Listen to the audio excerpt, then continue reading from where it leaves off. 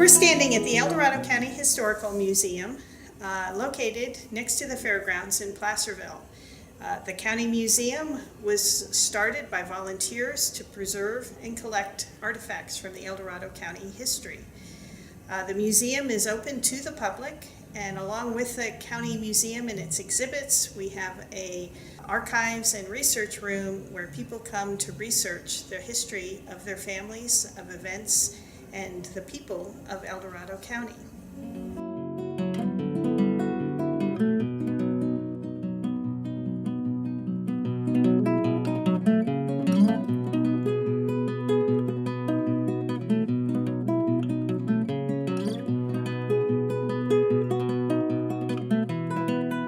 In 1849, a group of men from Michigan, calling themselves the Boston Newton Party, camped at the site which would become Shingle Springs. Several clear springs and large stands of pine and oak grew in the area. The men returned from prospecting and began operating a horse-powered shingle mill on Shingle Creek, producing 16,000 shingles a day. The area was called Shingle Machine. In 1850, rich placer deposits were discovered in the area. Soon, the canyons and gulches were filled with miners' cabins.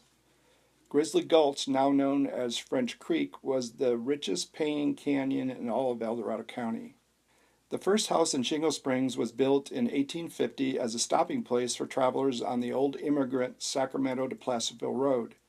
It was called the Shingle Springs House and stood on a hill near the springs at the western end of town. It was later called the Locust Inn, named for an old locust tree planted on the property. The Locust Inn stood until 1969. In 1851, the Missouri House was built to the east. When the Missouri House burned in 1852, it was replaced with the Planter's House. The Planter's House was a two-story building with a balcony around the second story. It was located at the western corner of Motherlode Drive and French Creek Road, near the railroad tracks. It had a lobby, a brick floor, a massive fireplace, a bar, dining room, and guest rooms upstairs.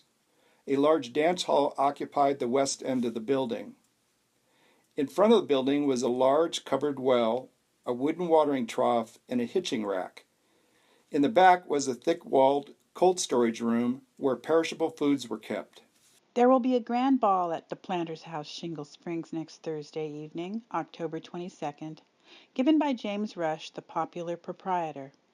Jones and Hand of Sacramento will furnish the music, and the supper will be up to the usual standard of excellence. Tickets, including supper, are $1.50, and teams will be stabled free of charge. Everybody is cordially invited to attend. Mountain Democrat, October 17th, 1896.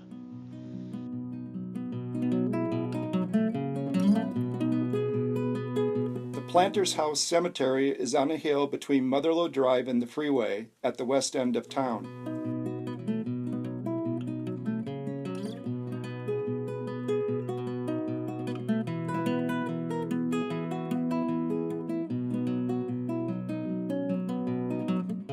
A second cemetery, the Shingle Springs Cemetery on the south side of Motherlode Drive, was probably established about 1865 after the arrival of the railroad. An 1852 steam-powered mill was built that provided lumber for rebuilding Sacramento after the 1852 fire. There were also two blacksmith shops, but miners had to go to the nearby town of Buckeye Flat for supplies, as there were no stores in Shingle Springs until 1856, when a store opened in Planter's House. In 1865, during the Comstock Silver era in Nevada, Shingle Springs became the terminus of the Sacramento Valley Railroad. Along with the passenger depot, an 800-foot-long freight warehouse was completed. All the supplies and people that were destined for Virginia City and the Comstock lode traveled by train to Shingle Springs, where supplies were loaded on huge freight wagons for the trip up and over the mountains to the mines. Daily stages also carried passengers east to Placerville and over the Sierra to Carson City and beyond. Shingle Springs boomed. Buildings rose quickly to house businesses including stores, a post office, and a telegraph office. Freight teams by the hundreds waited for trains that arrived daily except for Sunday from Sacramento. Pulled by large teams, they were loaded for the trip east. At times, these wagons literally formed a continuous line from Shingle Springs to the Nevada mines, and it was said that if a wagon got out of line, it was nearly impossible to get back in.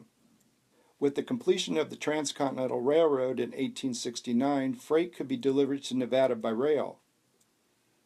Shingle Springs soon became a small town providing services for the ranches in the area. You can still travel the rails in Shingle Springs on the El Dorado Western Railroad on the second and fourth Sundays of the month. The round trip takes 30 to 40 minutes. Across the road from the Shingle Springs Depot stood a two-story native stone building. It had deep-set arched doorways on the lower and upper stories. It was used as a saloon and in 1914 a grocery store with living quarters upstairs. It stood until the early 2000s. About a quarter mile east of the railroad depot along the old road stood the Meyer Hotel. Franz Meyer, a native of Germany, was an early arrival during the gold rush traveling cross-country from Pennsylvania. During the early days of the gold rush, he had a cobbler shop in Placerville next to the blacksmith shop where John Studebaker made his wheelbarrows. Franz and his wife Anna were the hotel keepers of the Meyer Hotel for many years. In 1872, he owned land in Shingle Springs and east along the present-day Buckeye Road. Franz and other family members are buried in the small Meyer-Zencroft Cemetery that can be seen along Shingle Springs Drive. There have been 4 Buckeye schools at 3 different locations over the years. First school was at Buckeye Flat on the site of the present-day Buckeye School. 46 children between the ages of 4 and 18 attended in 1861. The second Buckeye School was between Buckeye Flat and Shingle Springs. Mrs. Lottie Kybers recalled that the building was destroyed by fire on March 21, 1898, and the school year was completed in a room at the Planters House Hotel. The new school, which stood where Bradford Park in Shingle Springs is today, was opened in September of 1898. It began as a one-room school, but as attendance increased, a woodshed at the rear of the school was turned into another classroom. Children attended the third school for 59 years, from 1898 to 1957, when the present-day Buckeye School was opened on or near the site of the original early Gold Rush-era school.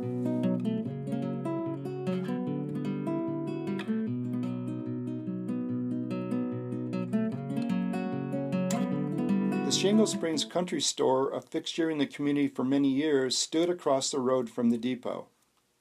It included a meat counter, carried groceries and produce, and housed the post office. It burned in 1977.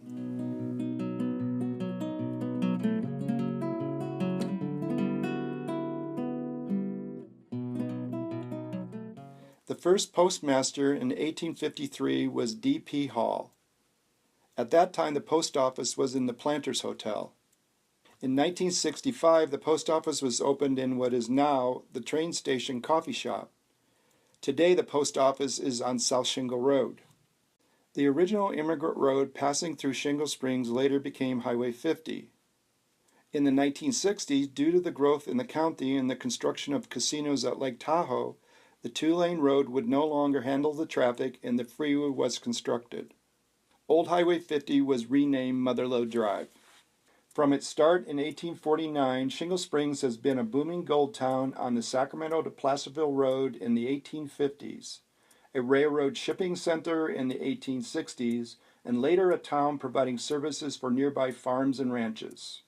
Although very different from the days when it was the terminus of the Sacramento Valley Railroad, today with businesses, shops, restaurants, and a county park, the historical El Dorado Western Railroad, and its concern for celebrating Shingle Springs history, it is still a center for the surrounding community.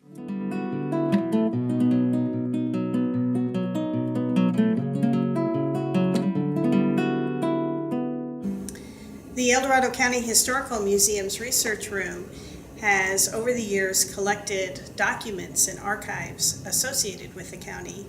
And we have research volunteers who are very skilled at helping people find any information they're looking for as it relates to El Dorado County. We have records that go back to 1850. We have a large collection of historical photographs, over 26,000 images that have been digitized.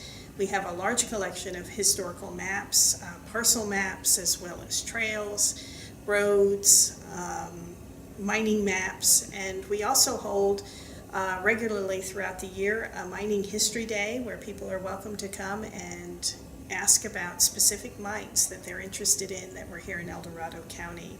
It's a wonderful resource for anyone who's interested in researching the history of a particular person, place, or thing in El Dorado County.